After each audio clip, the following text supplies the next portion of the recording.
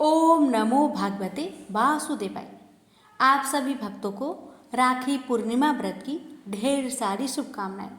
आज की वीडियो में आप सभी श्रवण करेंगे पूर्णिमा व्रत की संपूर्ण कथा। कथा को बड़े ही श्रद्धा प्रसन्नचित मन से पूरा अवश्य सुनेगा और दूसरे भक्तों के पास भी शेयर कीजिएगा। द्वापर युग में एक समय की बात है कि यशोदा जी ने श्री कृष्ण से कहा, हे कृष्ण, तुम सारे संसार के उत्पन्न करता, पोषण तथा उनके संहार करता हो। आज कोई ऐसा व्रत मुझसे कहो जिसके करने से मृत्यु लोक में स्त्रियों को विधवा होने का भय न रहे तथा यह व्रत सभी मनुष्य की मनोकामनाएं पूर्ण करने वाला हो। श्री कृष्ण कहने लगे, हे माता, तुमने अति सुंदर प्रश्न किया है। मैं तुमसे ऐसे ही व्रत को सविस्तार कहता हूँ। सौभाग्य की प्राप्ति के लिए स्त्रियों को 32 पूर्णमासियों का व्रत करना चाहिए। इस व्रत के करने से स्त्रियों को सौभाग्य संपत्ति मिलती है। यह व्रत अचल सौभाग्य देने वाला एवं भगवान शिव के प्रति मनुष्य पात्र की भक्ति को बढ़ाने वाला है। यशोदा जी कहने लगी, हे कृष्ण, सर्वप्रथम इस व्रत को मृत्युलोक में किसने किया था? इसके विषय में विस्तार पूर्वक मुझसे कहो। श्री कृष्ण जी कहने लगे, इस भूमंडल पर एक अत्यंत प्रसिद्ध राजा चंद्रहास से पालित अनेक प्रकार के रत्नों से परिपूर्ण कार्तिका नाम की एक नगरी थी। वहाँ पर धनेश्वर नाम का एक ब्राह्मण था और उसकी स्त्री अति सुशीला रूपवती थी। दोनों ही उस नगरी में बड़े प्रेम के साथ रहते थे। घर में धन्य धान्य आदि की कमी नहीं थी। उनको एक बड़ा दुख था कि उनका कोई संतान नहीं थी। इस दुख से वह अत्यंत दुखी रहते थे। एक समय एक बड़ा तपस्वी योगी उस नगरी में आया। वह योगी उस ब्राह्मण के घर को छोड़कर अन्य सब घरों से भिक्षा लाकर भोजन किया करता, लेकिन रूपवती से वह भिक्षा नहीं लिया करता था। उस योगी ने एक दिन रूपवती से भिक्षा न लेकर किसी अन्य घर से भिक्षा लेकर गंगा किनारे जाकर भिक्षान्न को प्रेम पूर्वक खा रहा था कि धनेश्वर ने योगी का यह सब कार्य किसी प्रकार से देख लिया।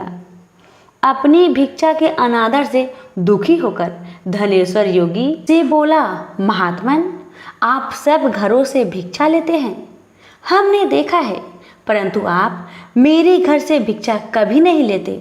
इसका क्या कारण है? योगी ने कहा, निसंतान के घर की भीख पतितों के अन्न के तुल्य होती है और जो पतितों का अन्न खाता है वह भी पतित हो जाता है। चूँकि तुम निसंतान हो, अतः पतित हो जाने के भय से मैं तुम्हारे घर से भिक्षा नहीं लेता हूँ। धनेश्वर यह बात सुनकर अपने मन में बहुत दुखी हुआ और हाथ जोड़कर योगी के पैर पर गिर पड़ा तथा अंतर्भाव से कहने लगा, हे महाराज, यदि ऐसा है तो आप मुझको पुत्र प्राप्ति का कुछ उपाय बतलाइए। आप सर्वज्ञ हैं, मुझ पर अवश्य ही यह कृपा कीजिए। धन की मेरे घर में कोई कमी नहीं, परंतु मैं पुत्र न होने के कारण बहुत दुखी रहता हूँ। आप मेरे इस दुख का हरण करें, आप सामर्थ्यवान हैं। यह सुनकर योगी कहने लगे, हे ब्राह्मण, तुम चंडी माता की आराधना करो। घर आकर उसने अपने स्त्री से सब वृत्तांत कहा और स्वयं तप के लिए निमित्त वन में चला गया। वन में जाकर उसने चंडी माता की उपासना की। चंडी माता ने 16वें दिन उसको सपने में दर्शन दिया और कहा, हे धनेश्वर, जा तेरा पुत्र होगा, परंतु वह 16 वर्ष की आयु में ही मृत्यु को प्राप्त हो जाएगा।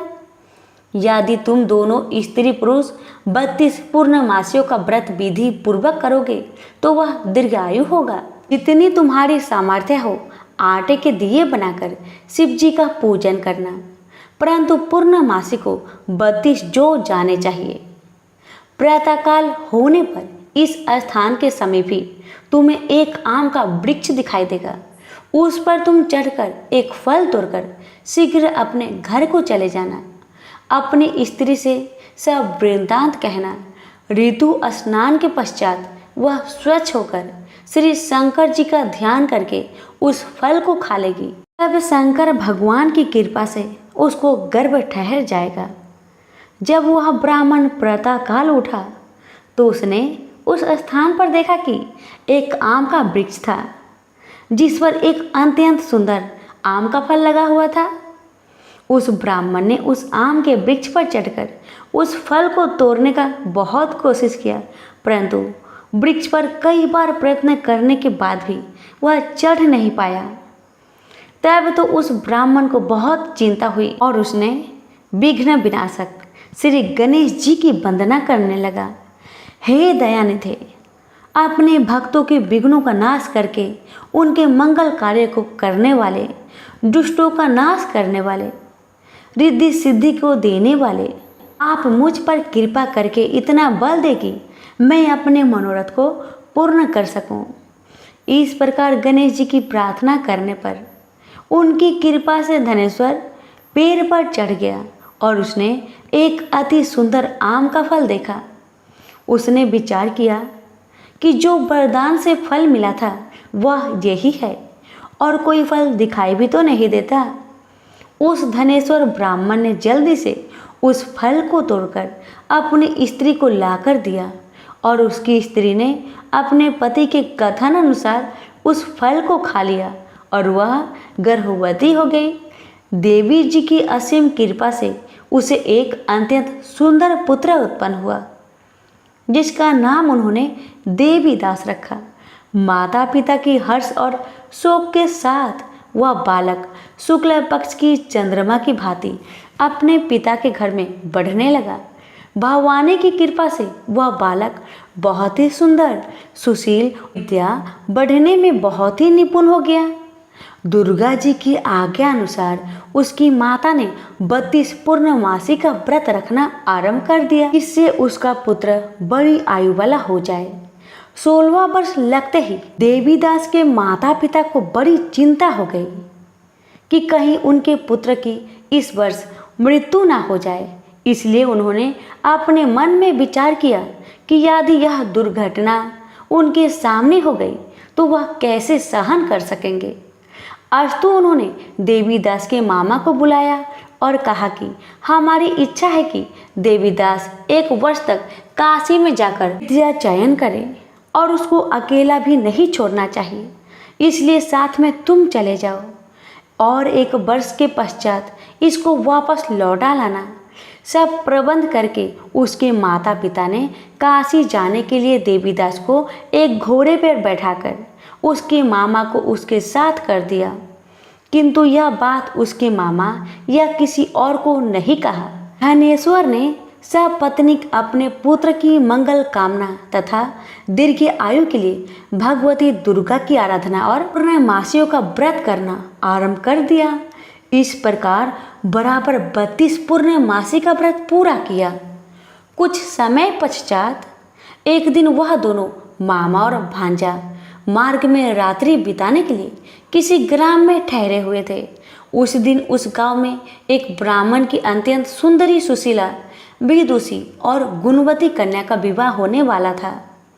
जिस धर्मशाला के अंदर वर और उसकी बारात ठहरी हुई थी, उसी धर्मशाला में देवीदास और उसके मामा भी ठहरे हुए थे।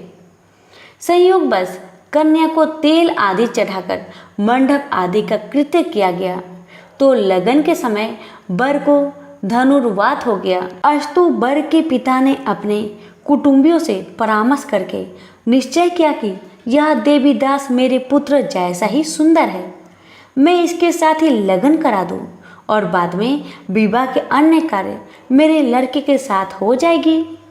ऐसा सोचकर देवीदास के मामा से जाकर बोला कि तुम थोड़ी देर के लिए अपने भांजे को हमें दे दो, जिससे विवाह के लग्न का सब कृत्य सुचारू रूप से हो सके। तब उसका मामा कहने लगा कि जो कुछ भी मधुर पर्क आदि कन्यादान के समय वर को मिले वह सब हमें दिया जाए, तो मेरा भांजा इस बारात का दूल्हा बन जाएगा। यह बात वर के पिता ने स्वीकार कर लेने पर उसने अपना भांजा वर बनने को भेज दिया और उसके साथ सब विवाह कार्य रात्रि में विधि पूर्वक संपन्न हो गया। पत्नी के साथ वह भोजन न कर सका और अपने मन में सोचने लगा कि ना जाने यह किसी स्त्री होगी। वह एकांत में इसी सोच में गहरा निश्वास छोड़ने लगा। तब उसकी आंखों में आंसू भी आ गए। तब वधू ने पूछा कि क्या बात है, आप इतने उदास व दुखी क्यों रह रहे हो? तब उसने सब बातें जो वर के पिता व उसके मामा में हुई थी उसको बता दिया। कन्या कहने लगी कि यह ब्रह्म विवाह के विपरीत हो कैसे सकता है? देव, ब्राह्मण और अग्नि के सामने मैंने आपको ही अपना पति बनाया है, इसलिए आप ही मेरे पति हैं। मैं आपकी ही पत्नी रहूंगी, किसी अन्य की कदापि नहीं। तब देवीदास ने कहा, ऐसा मत करिए, क्योंकि मेरी आयु बहुत थोड़ी है। मेरे पश्चात आपकी क्या गति होगी, इन बातों को अच्छी तरह विचार लो। परंतु वह ढीठ विचार वाली थी। बोली कि जो आपकी गति होगी वह मेरी गति होगी। हे स्वामी, आप उठिए और भोजन करिए, आप निश्चय ही भूखे होंगे। इसके बाद देवीदास और उसकी पत्नी दोनों ने भोजन किया तथा शेष रात्रि वो सोते रहे। प्रातःकाल देवीदास ने अपनी पत्नी को 3 नगों से जरी हुई एक अंगूठी दी, एक रुमाल दिया और बोला, हे प्रिय, इसे लो और संकेत समझकर स्थिरचित हो जाओ। मेरा मरण और जीवन जानने के लिए एक पुष्प वाटिका बना लो, उसमें सुगंधित वाली एक नवमल्लिका लगा लो। उसको प्रतिदिन जल से सींचा करो और आनंद के साथ खेलो कूदो तथा उत्सव मनाओ। जिस समय और जिस दिन मेरा प्रांत होगा ये फूल सूख जाएंगे, और जब ये फिर हरे हो जाए तो जान लेना कि मैं जीवित हूँ। यह बात निश्चय करके समझ लेना, इसमें कोई संशय नहीं है। ये समझाकर वह चला गया। प्रातःकाल होते ही वहां पर गाजे बाजे बजने लगे। जिस समय वह विवाह के कार्य समाप्त करने के लिए वर तथा सब बाराती मंडप में आए तो कन्या ने वर को भली प्रकार से देखकर अपने पिता से कहा, यह मेरा पति नहीं है। मेरा पति वही है जिसके साथ रात्रि में मेरा पानी ग्रहण हुआ था। इसके साथ मेरा विवाह नहीं हुआ है। यदि यह वही है तो बताए कि मैंने इसको क्या दिया। मधुर पर्क और कन्यादान के समय जो मैंने भूषण आदि दिए थे उन्हें दिखाए तथा रात में मैंने क्या गुप्त बातें कही थी वह सब सुनाए। पिता ने उसके कथानुसार वर को बुलाया। कन्या की यह सब बातें सुनकर वह कहने लगा कि मैं कुछ नहीं जानता। इसके पश्चात लज्जित होकर वह अपना सा मुख लेकर चला गया और सारी बारात भी अपमानित होकर वहां से लौट गई। भगवान श्री कृष्ण बोले, हे माता, इस प्रकार देवीदास काशी विद्या अध्ययन के लिए चला गया।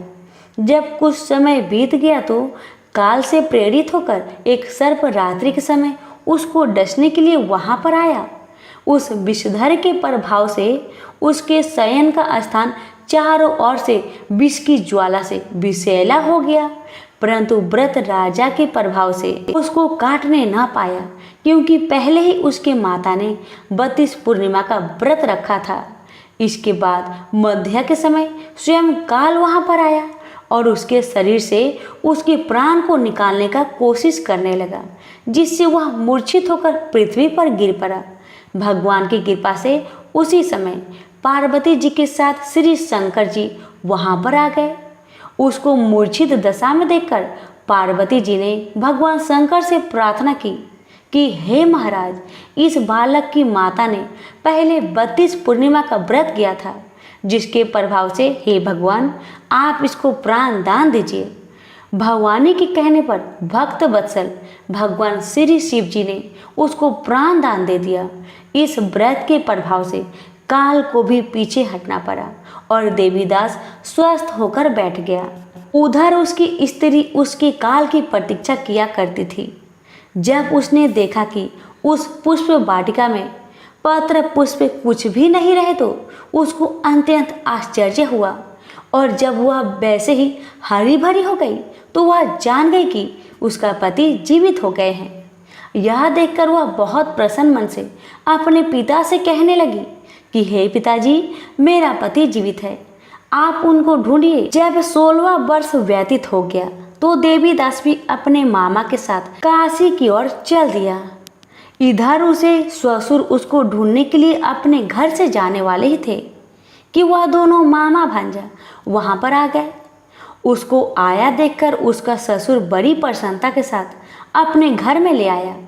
उस समय नगर के निवासी भी वहां इकट्ठा हो गए और सबने निश्चय किया कि अवश्य ही इसी बालक के साथ इस कन्या का विवाह हुआ था। उस बालक को जब कन्या ने देखा तो पहचान लिया और कहा, हाँ, ये वही है जो संकेत करके गया था। तदुपरांत सभी कहने लगे कि भला हुआ जो यह आ गया, और सब नगर वासियों ने आनंद मनाया। कुछ दिन बाद देवीदास अपनी पत्नी और मामा के साथ अपने ससुर के घर से बहुत सा उपहार लेकर अपने घर के लिए प्रस्थान किया। जब वह अपने गांव के निकट आ गया तो कई लोगों ने उसको देखकर उसके माता पिता को पहले ही जाकर खबर दे दी कि तुम्हारा पुत्र देवीदास अपनी पत्नी और मामा के सहित घर पधार रहा है। ऐसा समाचार सुनकर पहले तो उन्हें विश्वास ही नहीं हुआ, किंतु जब और लोगों ने भी आकर उनको यह बात का समर्थन किया तो उनका बड़ा आश्चर्य हुआ। लेकिन थोड़ी देर में देवीदास ने आकर अपने माता पिता के चरणों में अपना सिर रखकर प्रणाम किया और उसकी पत्नी ने अपने सास ससुर के चरण को स्पर्श किया तो माता पिता ने अपने पुत्र और पुत्र वधू को अपने हृदय से लगा लिया और दोनों की आंखों में प्रेम अश्रु बह चले। अपने पुत्र और पुत्र वधू के आने की खुशी में धनेश्वर ने बड़ा भारी उत्सव किया और ब्राह्मण को भी बहुत सी दान दक्षिणा देकर प्रसन्न किया। श्री कृष्ण जी कहने लगे, इस प्रकार धनेश्वर 32 पूर्णिमाओं के व्रत के प्रभाव से पुत्रवान हो गया। जो भी स्त्रियां इस व्रत को करती है वे जन्म जन्मांतर में वैधव का दुख नहीं भोगती और सदैव भाग्यशाली रहती है। यह मेरा वचन है, इसमें कोई संदेह नहीं मानना। यह व्रत पुत्र पौत्रों को देने वाला तथा संपूर्ण मनोकामनाओं को पूर्ण करने वाला है। 32 पूर्णिमाओं के व्रत करने से व्रती की सब इच्छाएं भगवान शिव जी की कृपा से पूर्ण हो जाती है। सभी प्रेम से बोलो, शिव शंकर भोलेनाथ की जय। हर हर महादेव, माता पार्वती की जय। एक समय की बात है, नैमिषारण्य तीर्थ में सौनकादि 88,000 ऋषियों ने श्री सूत जी से पूछा, हे प्रभु, इस कलयुग में वेद विद्या रहित मनुष्य को प्रभु भक्ति किस प्रकार मिल सकती है तथा उनका उद्धार कैसे होगा? हे मुनि श्रेष्ठ, कोई ऐसा तप बताइए जिससे थोड़े समय में ही पुण्य मिले और मनोवांछित फल भी मिल जाए। इस प्रकार की कथा सुनने की हम इच्छा रखते हैं।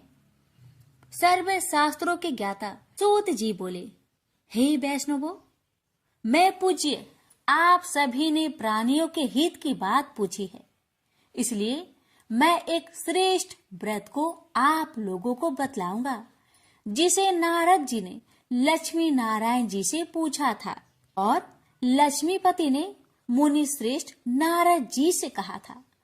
आप सब इसे ध्यान से सुनिए। एक समय की बात है, योगीराज नारद जी दूसरों के हित की इच्छा लिए अनेकों लोकों में घूमते हुए मृत्यु लोक में आ पहुंचे। यहाँ उन्होंने अनेक योनियों में जन्मे प्राय सभी मनुष्यों को अपने कर्मों द्वारा अनेकों दुख से पीड़ित देखा। उनका दुख देख नारद जी सोचने लगे कि कैसा यत्न किया जाए इसके करने से निश्चित रूप से मानव के दुखों का अंत हो जाए। इसी विचार पर मनन करते हुए वह विष्णु लोक में गए। वह देवों के इस भगवान नारायण की स्तुति करने लगे, जिनके हाथों में शंख चक्र गदा और पद्म थे, गले में वरमाला पहने हुए थे। स्तुति करते हुए नारद जी बोले, हे भगवान, आप अत्यंत शक्ति से संपन्न हैं। मन तथा वाणी भी आपको नहीं पा सकती है। आपका यदि मध्य तथा अंत नहीं है, निर्गुण स्वरूप सृष्टि के कारण भक्तों के दुख को दूर करने वाले, आपको मेरा नमस्कार है। नारद जी की स्तुति सुन विष्णु भगवान बोले, हे मुनि श्रेष्ठ, आपके मन में क्या बात है?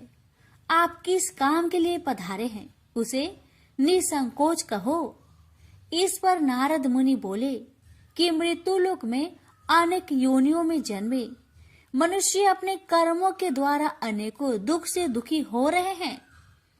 हे नाथ, आप मुझ पर दया रखते हैं तो बताइए कि वो मनुष्य थोड़े प्रयास से ही अपने दुखों से कैसे छुटकारा पा सकते हैं। श्री हरि बोले, हे नारद, मनुष्य की भलाई के लिए तुमने बहुत ही अच्छी बात पूछी है, जिसके करने से मनुष्य मोह से छूट जाता है। वह बात मैं कहता हूँ, उसे सुनो। स्वर्ग लोक व मृत्यु लोक दोनों में एक दुर्लभ उत्तम व्रत है जो पुण्य देने वाला है। आज प्रेम वश होकर मैं उसे तुमसे कहता हूँ।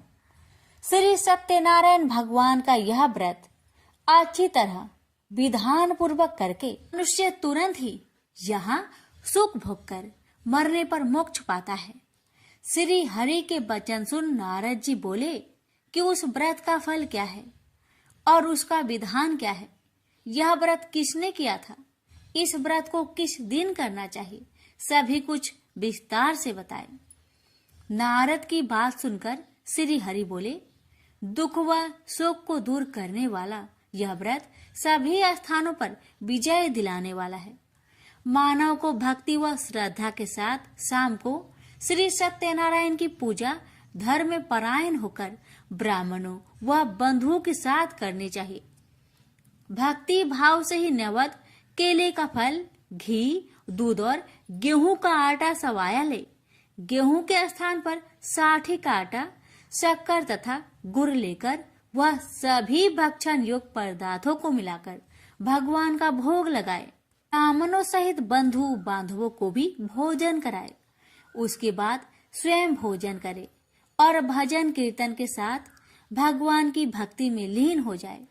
इस तरह से सत्यनारायण भगवान का यह व्रत करने पर मनुष्य की सारी इच्छाएं निश्चित रूप से ही पूरी होती है।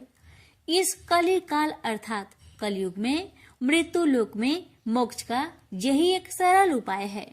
इति श्री सत्यनारायण व्रत कथा प्रथम अध्याय संपूर्ण। श्रीमन नारायण नारायण नारायण, भज मन नारायण नारायण नारायण। श्री सत्यनारायण भगवान की जय।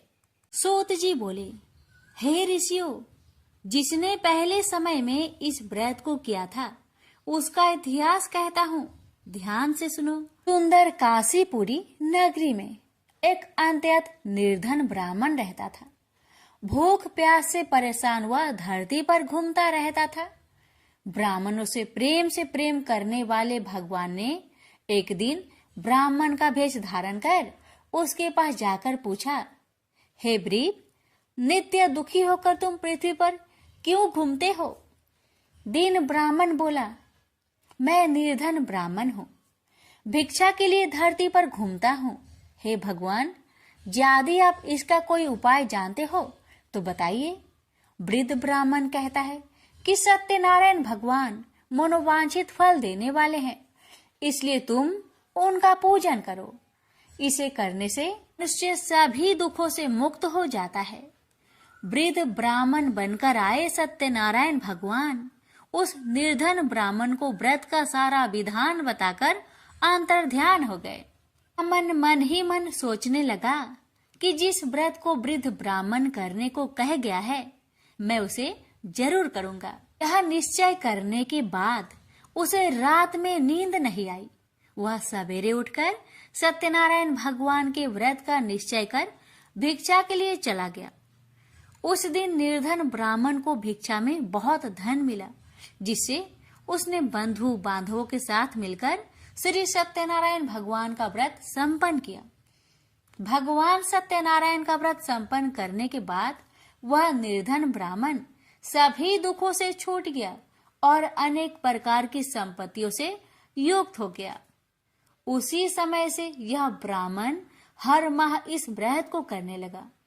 इस तरह से सत्यनारायण भगवान के व्रत को जो भी मनुष्य करेगा वह सभी प्रकार के पापों से छूटकर मोक्ष को प्राप्त होगा।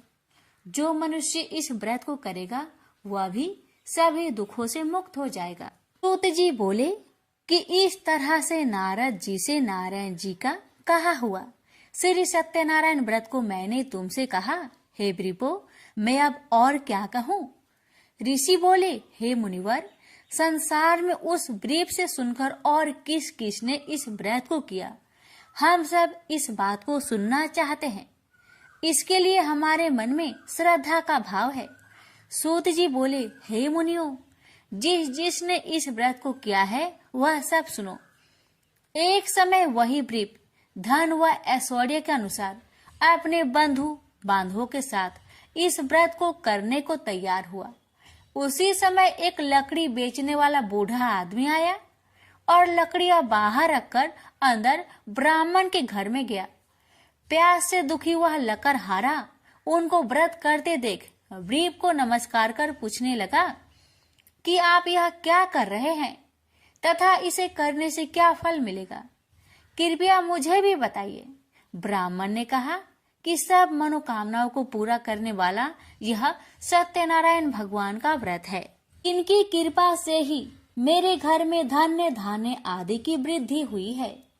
व्रीप से सत्यनारायण व्रत के कथा के बारे में जानकर लकड़हारा बहुत प्रसन्न हुआ। चरणामृत लेकर वह प्रसाद खाने के बाद वह अपने घर गया। लकड़हारे ने अपने मन में संकल्प किया कि आज लकड़ी बेचने से जो धन मिलेगा उसी से श्री सत्यनारायण भगवान का उत्तम व्रत करूंगा। मन में इस विचार को ले बूढ़ा आदमी सिर पर लकड़ियां रख उस नगर में बेचने गया जहां धनी लोग ज्यादा रहते थे। उस नगर में उसे अपनी लकड़ियों का दाम पहले से 4 गुना अधिक मिलता है। बूढ़ा प्रसन्नता के साथ दाम लेकर केले, शक्कर, घी, दूध, दही और गेहूं का आटा ले और सत्यनारायण भगवान की व्रत की अन्य सामग्रियां लेकर अपने घर गया। वहां उसने अपने बंधु बांधवों को बुलाकर विधि विधान से सत्यनारायण भगवान का पूजन और व्रत किया। इस व्रत के प्रभाव से वह बूढ़ा लकड़हारा धन पुत्र आदि से युक्त होकर संसार के समस्त सुख भोग अंत काल में बैकुंठ धाम को चला गया। इति श्री सत्यनारायण व्रत कथा 2 अध्याय संपूर्ण। श्रीमन नारायण नारायण नारायण भज मन नारायण नारायण नारायण। श्री सत्यनारायण भगवान की जय। सूत जी बोले, हे श्रेष्ठ मुनियों, अब आगे की कथा कहता हूँ। पहले समय में उल्कामुख नाम का एक बुद्धिमान राजा था। वह सत्य वक्ता और जितेंद्रिय था। प्रतिदिन देव स्थानों पर जाता और निर्धनों को धन देकर उनके कष्ट दूर करता था। उसकी पत्नी कमल के समान मुख वाली तथा सती साध्वी थी। भद्रशिला नदी के तट पर उन दोनों ने श्री सत्यनारायण भगवान का व्रत किया। उसी समय साधु नाम का एक वैश्य आया। उसके पास व्यापार करने के लिए बहुत सा धन भी था। राजा को व्रत करते देखकर वह विनय के साथ पूछने लगा, हे राजन, भक्ति भाव से पूर्ण होकर आप यह क्या कर रहे हैं? मैं सुनने की इच्छा रखता हूँ, तो आप मुझे बताए। राजा बोले, हे साधु, अपने बंधु बांधवों के साथ पुत्र आदि की प्राप्ति के लिए एक महाशक्तिमान श्री सत्यनारायण भगवान का व्रत व पूजन कर रहा हूँ। राजा के वचन सुन साधु आदर से बोला, हे राजन, मुझे इस व्रत का सारा विधान कहिए। आपके कथा अनुसार मैं भी इस व्रत को करूंगा। मेरी भी संतान नहीं है और इस व्रत को करने से निश्चित रूप से मुझे संतान की प्राप्ति होगी। राजा से व्रत का सारा विधान सुनकर व्यापार से निवृत्त हो वह अपने घर गया। साधु वैश्य ने अपनी पत्नी को संतान देने वाले इस व्रत का वर्णन कह सुनाया और कहा कि जब मेरी संतान होगी तब मैं इस व्रत को करूंगा। साधु ने इस तरह के वचन अपनी पत्नी लीलावती से कहे। एक दिन लीलावती पति के साथ आनंदित हो सांसारिक धर्म में प्रवृत्त होकर सत्यनारायण भगवान की कृपा से गर्भवती हो गई। 10वें महीने में उसके गर्भ से एक सुंदर कन्या ने जन्म लिया। दिनों दिन वह ऐसे बढ़ने लगी जैसे कि शुक्ला पक्ष का चंद्रमा बढ़ता है। माता पिता ने अपनी कन्या का नाम कलावती रखा। एक दिन लीलावती ने मीठे शब्दों में अपने पति को याद दिलाया कि आपने सत्यनारायण भगवान के जिस व्रत को करने का संकल्प किया था उसे करने का समय आ गया है, आप इस व्रत को करिए। साधु बोला कि हे प्रिय, इस व्रत को मैं उसके विवाह पर करूंगा। इस प्रकार अपनी पत्नी को अवशासन देकर वह नगर को चला गया। कलावती पिता के घर में रह वृद्धि को प्राप्त हो गई। साधु ने एक बार नगर में अपनी कन्या को सखियों के साथ देखा तो तुरंत ही दूत को बुलवाया और कहा कि मेरी कन्या की योग वर देखकर आओ। साधु की बात सुनकर दूत कंचन नगर में पहुंचा और वहां देखभाल कर लड़की के सुयोग बनिक पुत्र को ले आया। सुयोग लड़के को देख साधु ने बंधु बांधवों को बुलाकर अपनी पुत्री का विवाह कर दिया। लेकिन दुर्भाग्य की बात ये कि साधु ने अभी भी श्री सत्यनारायण भगवान का व्रत नहीं किया। इस पर श्री भगवान क्रोधित हो गए और श्राप दिया कि साधु को अत्यधिक दुख मिले। अपने कार्य में कुशल साधु बनिया जमाई को लेकर समुद्र के पास स्थित होकर रत्नासारपुर नगर में गया। वहां जाकर दामाद ससुर दोनों मिलकर चंद्रकेतु राजा के नगर में व्यापार करने लगे। एक दिन भगवान सत्यनारायण की माया से एक चोर राजा का धन चुराकर भाग रहा था। उसने राजा के सिपाहियों को अपना पीछा करते देख चुराया हुआ धन वहां रख दिया जहां साधु अपने जमाई के साथ ठहरा हुआ था। राजा के सिपाहियों ने साधु वैश्या के पास राजा का धन पड़ा देखा तो वह ससुर जमाई दोनों को बांधकर प्रसन्नता से राजा के पास ले गए और कहा कि उन दोनों चोरों को हम पकड़ लाए हैं, आप आगे की कार्रवाई की आज्ञा दे। राजा की आज्ञा से उन दोनों को कठिन कारावास में डाल दिया गया और उनका सारा धन भी उनसे छीन लिया गया। श्री सत्यनारायण भगवान के शराप से साधु की पत्नी भी बहुत दुखी हुई। घर में जो धन रखा था उसे चोर चुरा ले गए। शारीरिक तथा मानसिक पीड़ा व भूख प्यास से अति दुखी हो अन्न की चिंता में कालावती के ब्राह्मण के घर गई। वहां उसने श्री सत्यनारायण भगवान का व्रत होते देखा। फिर कथा भी सुनी। वह प्रसाद ग्रहण कर वह रात को घर वापस आई। माता ने कलावती से पूछा कि हे पुत्री, अब तक तुम कहाँ थी, तेरे मन में क्या है? कलावती ने अपने माता से कहा, हे माता, मैंने एक ब्राह्मण के घर में श्री सत्यनारायण भगवान का व्रत देखा है। कन्या के वचन सुन लीलावती भगवान की पूजन की तैयारी करने लगी। लीलावती ने परिवार व बंधुओं सहित सत्यनारायण भगवान का पूजन किया और उनसे वर मांगा कि मेरे पति तथा जमाई शीघ्र घर आ जाए। साथ ही यह भी प्रार्थना की कि हम सबका अपराध क्षमा करे। श्री सत्यनारायण भगवान इस व्रत से संतुष्ट हो गए और राजा चंद्रकेतु को सपने में दर्शन दे कहा कि हे राजन, तुम उन दोनों वेश्या को छोड़ दो और तुमने उनका जो धन लिया है उसे वापस कर दो। अगर ऐसा नहीं किया तो मैं तुम्हारा धन, राज्य व संतान सभी को नष्ट कर दूंगा। राजा को यह सब कहकर वह अंतर्ध्यान हो गए। अतः काल सभा में राजा ने अपना सपना सुनाया।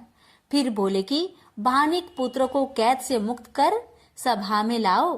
दोनों ने आते ही राजा को प्रणाम किया। राजा मीठी बानी से बोला, हे महानुभावों, भाग्यवश ऐसा कठिन दुख तुम्हें प्राप्त हुआ है, लेकिन अब तुम्हें कोई भय नहीं है। ऐसा कह राजा ने उन दोनों को नए वस्त्र भूषण भी पहनाए और जितना धन उनका लिया था उससे 2 गुना धन वापस कर दिया। दोनों वैश्य अपने घर को चल दिए। श्री सत्यनारायण व्रत कथा का 3रा अध्याय संपूर्ण है। श्रीमन नारायण नारायण नारायण भज मन नारायण नारायण नारायण।